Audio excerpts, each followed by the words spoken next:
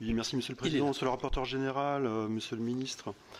Permettez-moi, avant de poser ma question, qui est une question très très courte, d'introduire par une petite citation d'un collègue qu'on a bien connu ici, qui a écrit d'ailleurs ces quelques mots. Rien n'est dû à la fatalité, tout découle de choix politiques et donc vos débats démocratiques. Il s'agit bien d'Éric Bocquet, qui a été le collègue qui a siégé dans cette commission pendant 13 ans. Et je pense que ce petit clin d'œil est tout à fait adapté aux propos et aux échanges que nous avons pu avoir ce matin, Monsieur le Ministre.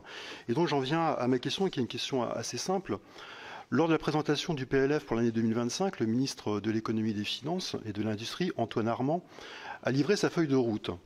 Pas de matrache fiscale avec des hausses de prélèvements ciblées et temporaires sur ceux qui en ont les moyens, réforme relative des exonérations de cotisations sociales pour éviter toute hausse du coût du travail, réduction du déficit de l'État via une politique de resserrement assumé, et notamment de fortes contributions du côté des collectivités territoriales, augmentation de la durée du travail via diverses mesures qui seraient insuffisantes en France.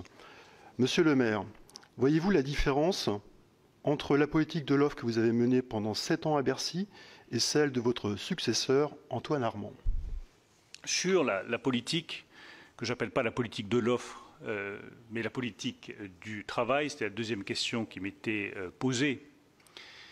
Oui, Antoine Armand, si j'en comprends bien ce qu'il explique, va poursuivre cette politique-là. Et oui, je continue à penser que seule l'augmentation du volume global de travail en France résoudra nos problèmes. C'est un autre débat, mais c'est ma conviction absolue. Regardez les chiffres.